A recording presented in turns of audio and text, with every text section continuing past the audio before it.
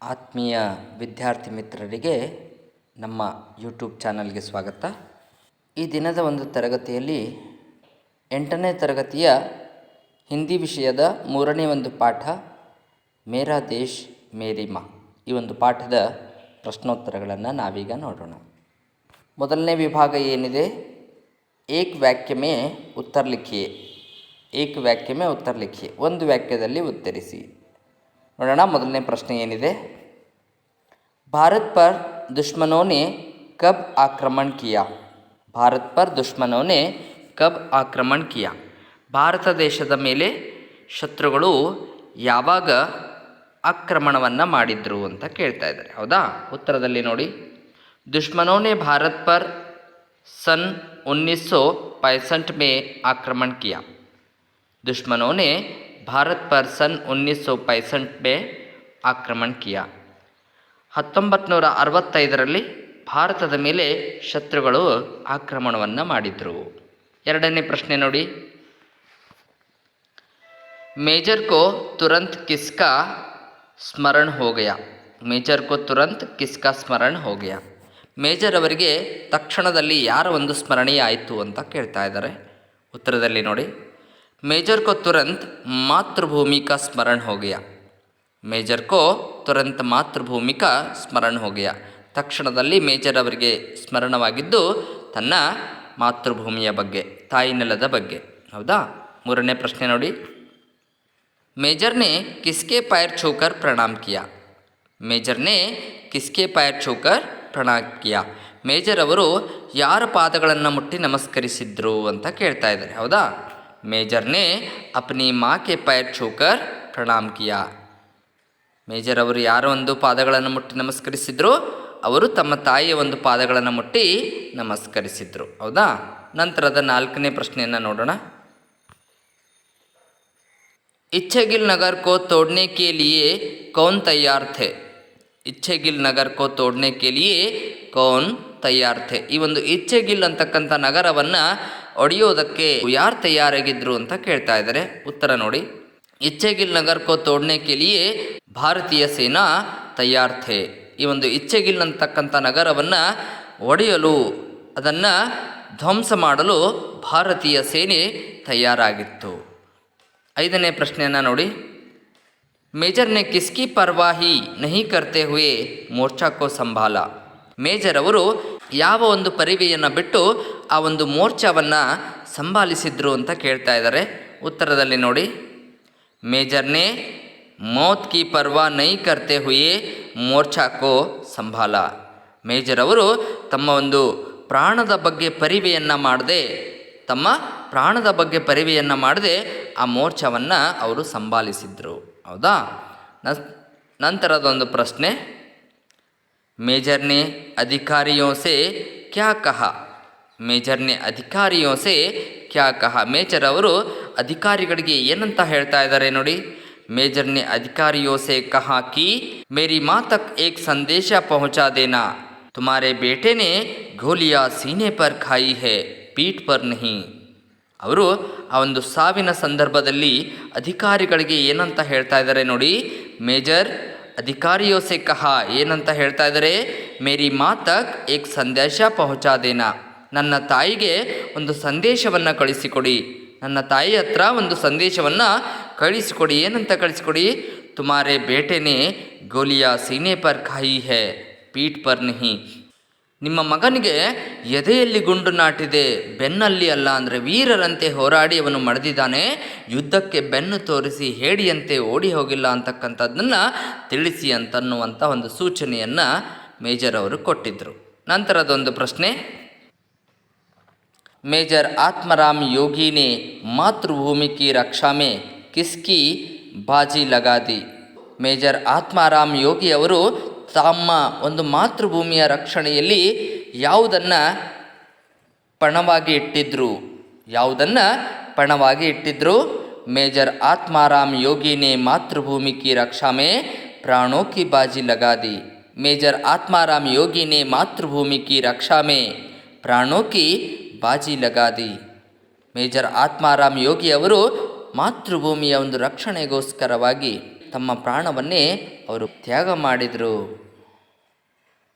ನಂತರದ ಒಂದು ಪ್ರಶ್ನೆ, ಮೇಜರ್ ಆತ್ಮಾರಾಮ್ ಯೋಗಿ ನೆ ಕಿಸೆ ದಿಯೇ ಹುಯೆ ವಚನೋं का ಪಾಲನ್ ಕಿಯಾ.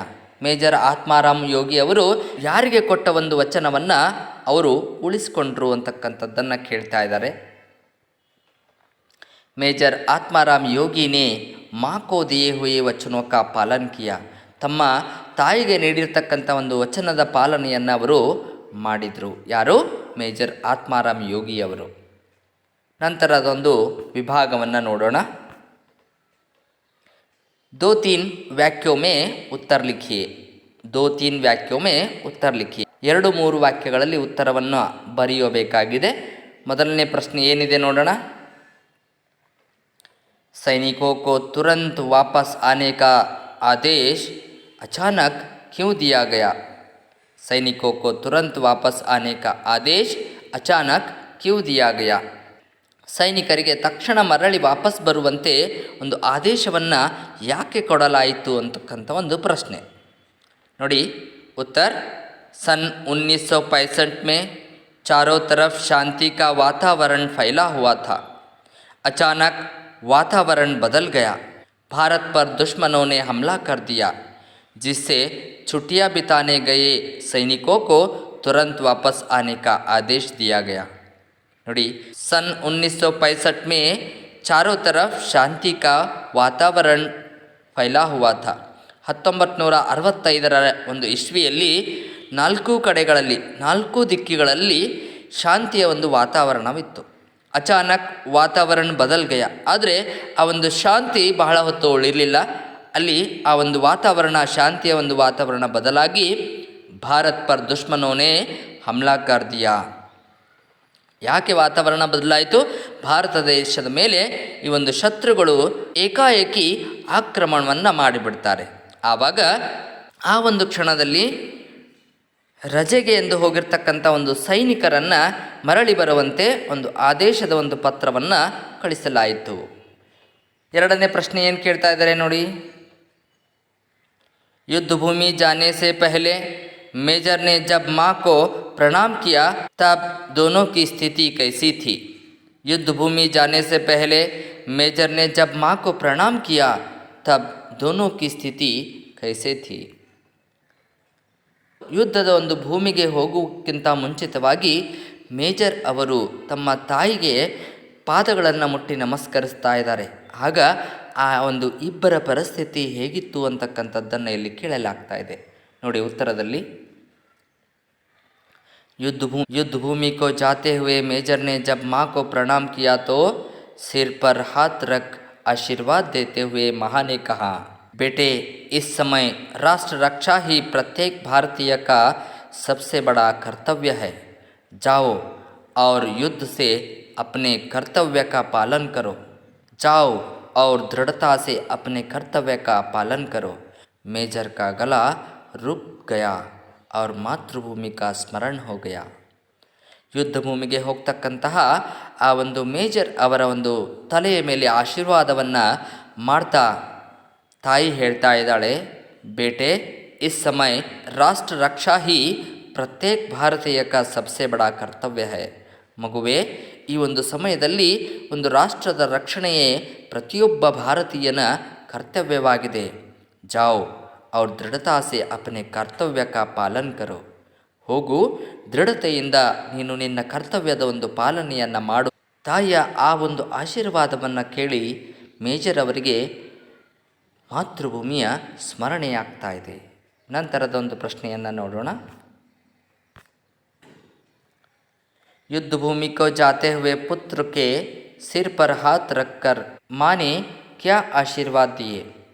युद्ध भूमि को जाते हुए पुत्र के सिर पर हाथ रखकर माँ ने क्या आशीर्वाद दिए? ಯುದ್ಧದ ಭೂಮಿಗೆ ಹೋಗ್ತಕ್ಕಂತಹ ತನ್ನ ಮಗನ ತಲೆಯ ಮೇಲೆ ಕೈಗಳನ್ನಿಟ್ಟು ತಾಯಿ ಏನಂತ ಆಶೀರ್ವಾದ ಮಾಡ್ತಾ ಇದ್ದಾಳೆ ನೋಡಿ. युद्ध भूमि को जाते हुए पुत्र के सिर पर हाथ रख आशीर्वाद देते हुए माँ ने कहा, बेटे इस समय प्रत्येक भारतीय को राष्ट्र रक्षा करना ही सबसे बड़ा कर्तव्य है. जाओ और दृढ़ता से अपना कर्तव्य का पालन करो। याद रहे, ಭಾರತೀಯ ಪರಂಪರಾ ಸೀನೆ ಪರ್ ಗೋಲಿ ಖಾನೆ ಕಿ ಹೈ, ಪೀಠ್ ಪರ್ नहीं। ಯುದ್ಧ ಭೂಮಿಗೆ ಹೋಗ್ತಕ್ಕಂತಹ ಮಗನ ತಲೆ ಮೇಲೆ ಕೈಯನ್ನಿಟ್ಟು ಆಶೀರ್ವಾದ ಮಾಡ್ತಾ ತಾಯಿ ಹೇಳ್ತಾ ಇದ್ದಾಳೆ, ಮಗು, ಈ ಒಂದು ಸಮಯದಲ್ಲಿ ರಾಷ್ಟ್ರ ರಕ್ಷಣೆಯೇ ಪ್ರತಿಯೊಬ್ಬ ಭಾರತೀಯನ ಕರ್ತವ್ಯವಾಗಿದೆ. ಹೋಗು, ದೃಢತೆಯಿಂದ ನೀನು ನಿನ್ನ ಕರ್ತವ್ಯವನ್ನು ಮಾಡು.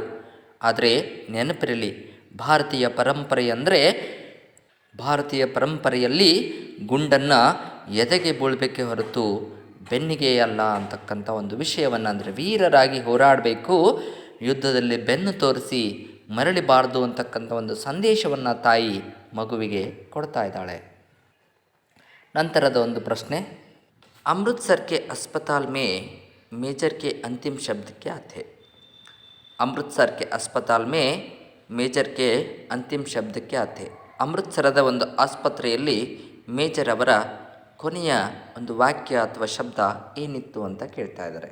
ನೋಡಿ ಉತ್ತರದಲ್ಲಿ, ಅಮೃತ್ಸರ್ ಕೆ अस्पताल में मेजर के अंतिम शब्द है, हाँ मेरी माँ तक संदेश पहुँचा देना, तुम्हारे बेटे ने ಗೋಲಿಯಾ ಸೀನೆ ಪರ್ ಖಾಯಿ ಹೇ, ಪೀಠ್ ಪರ್ नहीं। ಅಮೃತ್ಸರದ ಒಂದು ಆಸ್ಪತ್ರೆಯಲ್ಲಿ ಮೇಜರ್ ಅವರ ಒಂದು ಶಬ್ದ ಏನಿತ್ತು ಅಂದರೆ, ನನ್ನ ತಾಯಿಯ ಬಳಿಗೆ ಒಂದು ಸಂದೇಶವನ್ನು ಕಳಿಸಿ. ಏನಂತ ಸಂದೇಶ? ತುಮಾರೆ ಬೇಟೆನೇ ಗೋಲಿಯಾ ಸೀನೆ ಪರ್ ಖಾಯಿ ಹೇ, ಪೀಠ್ ಪರ್ नहीं ಅಂತಕ್ಕಂಥ ಒಂದು ಸಂದೇಶವನ್ನು ತಾಯಿಗೆ ಕಳಿಸಿ ಅಂತ ಹೇಳಿದರು. ನಂತರದೊಂದು ಪ್ರಶ್ನೆ, मेजर आत्माराम योगी की युद्ध कौशल्यता के बारे में आप क्या जानते हैं? अपने शब्दों में लिखिए। इसका उत्तर आप अपने ओन से लिख सकते हो। मेजर आत्माराम योगी को पता था कि इच्छेगिल नगर का मोर्चा भारतीय सेना के लिए एक चुनौती है। अपनी युद्ध कौशल्यता का परिचय देते हुए मौत की परवाह ना किए बिना मेजर ने मोर्चा संभाल लिया। इन पर देशभक्ति का जोश छाया हुआ था। वे घड़ाघड़ गोलीबारी करते हुए दुश्मनों के टैंकों को ध्वस्त करते हुए आगे बढ़ रहे थे। तभी दुश्मनों की कई गोलियां एक साथ सनसनाती हुई उनके हाथ व पेट में घुस गई। स्थिति को समझते हुए सेना को पीछे हटने की आदेश जारी किया, पर मेजर के कदम नहीं रुके। दुश्मनों के सभी टैंकों को ध्वस्त कर विजयश्री गले लगाकर ही उन्होंने दम लिया। ನಂತರ ಕೆ ವಿಭಾಗ ವಿಲೋಮ ಶಬ್ದ ಲಿಖಿಯೇ. ವಿರುದ್ಧ ಪದಗಳನ್ನು ನಾವು ಬರೀಬೇಕಾಗಿದೆ. ನೋಡಿ, ಉದಾಹರಣೆಯನ್ನು ಕೊಟ್ಟಿದ್ದಾರೆ. ಅಚ್ಚ ಬುರ. ಅಚ್ಚಯ ಒಂದು ವಿರುದ್ಧ ಪದ ಏನಿದೆ? ಬುರ. ಅಚ್ಚ ಬುರ. ಅಚ್ಚ ಅಂದರೆ ಒಳ್ಳೆಯದು, ಬುರ ಅಂದರೆ ಕೆಟ್ಟದ್ದು. ಬಡ. ಬಡ ಅಂದರೆ ದೊಡ್ಡದು. ಸಣ್ಣದನ್ಬೇಕಾದ್ರೆ ಛೋಟ. ಬಡ ಛೋಟ. ಓಕೆ. ನಂತರದಲ್ಲಿ ಆಗೆ. ಆಗೆ ಅಂದರೆ ಮುಂದೆ. ಆಗೆ ಅಂದರೆ ಮುಂದೆ. ಹಿಂದೆ ಅನ್ಬೇಕಾದ್ರೆ ಪೀಛೆ. ಆಗೆ ಪೀಛೆ. ನಂತರದಲ್ಲಿ ದೋಸ್ತ್. ದೋಸ್ತ್ ಅಂದರೆ ಸ್ನೇಹಿತ. ಶತ್ರು ಅನ್ಬೇಕಾದ್ರೆ ದುಶ್ಮನ್. ದೋಸ್ತ್ ದುಶ್ಮನ್. ಭೇದ್. ಭೇದ್ ಅಭೇದ್. ಭೇದ್ ಅಭೇದ್ ಇವು ವಿಲೋಮ ಶಬ್ದಗಳಾಗಿತ್ತು. ನಂತರದಲ್ಲಿ उदाहरण के अनुसार एक वचन के बहुवचन रूप लिखिए. उदाहरण के अनुसार एक वचन के बहुवचन लिखिए. ಉದಾಹರಣೆಯನ್ನು ಕೊಟ್ಟಿದ್ದಾರೆ. ತಯ್ಯಾರಿ ತಯ್ಯಾರಿಯ. ತಯ್ಯಾರಿ ತಯ್ಯಾರಿಯ. छुट्टी छुट्टिया. छुट्टी छुट्टिया.